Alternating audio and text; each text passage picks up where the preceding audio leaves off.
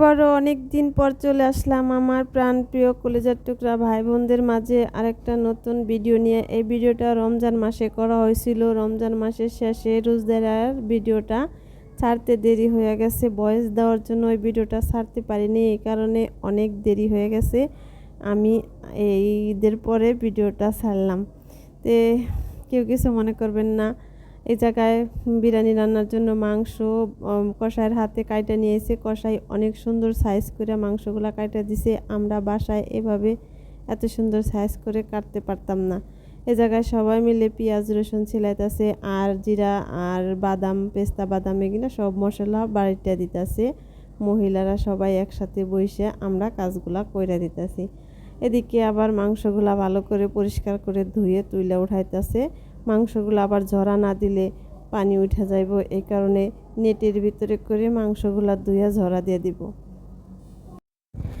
এদিকে বাবুর্চি আবার দুয়ারের উঠানে দুইটা চুলা কাইঠা নিছে, চুলা দুটা জ্বালিয়ে নিছে। এক চুলার ভিতরে গরম পানি বসায়া দিছে, আর আরেক চুলায় বড় একটা পাতিলা বসায় তেল দিয়ে দিতেছে।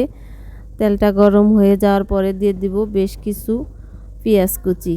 পেঁয়াজ কুচিগুলা এখন লাল লাল করে ভাইজা নিব।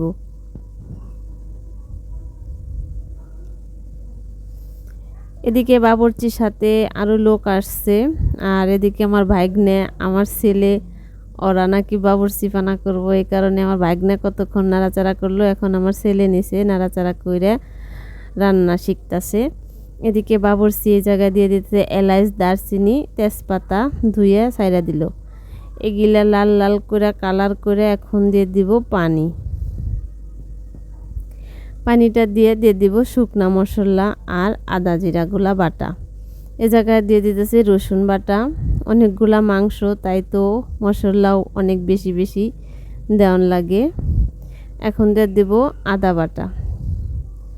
আর আমার ছেলে রান্নাটা শিখতেছে কিভাবে বিরিয়ানিটা পাকান যায়, আমাকে যেন পরবর্তীতে রান্না খাওয়াইতে পারে। আর এই জায়গায় দিয়ে দিতেছে জয়ফল জয়তি বাটা, বাদাম বাটা, জিরা বাটা, গোলমরিচ বাটা। বিরিয়ানিতে কি কি মশলা লাগে আপনারা ভালোই জানেন। আর এই বিরিয়ানিতে কোনো প্যাকেটের মশলা ব্যবহার করব না, সব হাতে বাটা মশলাই ব্যবহার করব। দিয়ে দিল কিছু ধনিয়া গুঁড়ার ফাঁকি, আর দিয়ে দিব শুকনা মরিচের ফাঁকি। দিয়ে দিব পরিমাণ মতো লবণ। দেশ গ্রামে উঠানের ভিতরে চুলা তুলে রানলে এইভাবে অনেক মানুষ থাকে, ভিডিও করাটাও অনেক সমস্যা হয়ে যায়। মেয়েরা তো বানাইতে পারে, কিন্তু যদি বৌজিরা হয়, বৌজিগো তো এমনি নানান ধরনের কথা, বউরা এটা করলো বড়রা করলো, আর ভিডিও বানান নিয়ে তো আরও সমস্যা।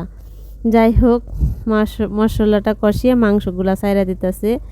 এই জায়গায় দুইটা নেটে ঝরা দিছিল মাংস, 40 কেজির মতো মাংস। এই জায়গায় একটা সসম্যানে রান্তাছে, রাইন্দা তারপরে মাংসগুলা দুই ভাগে ভাগ করে নিব বিরিয়ানির জন্য।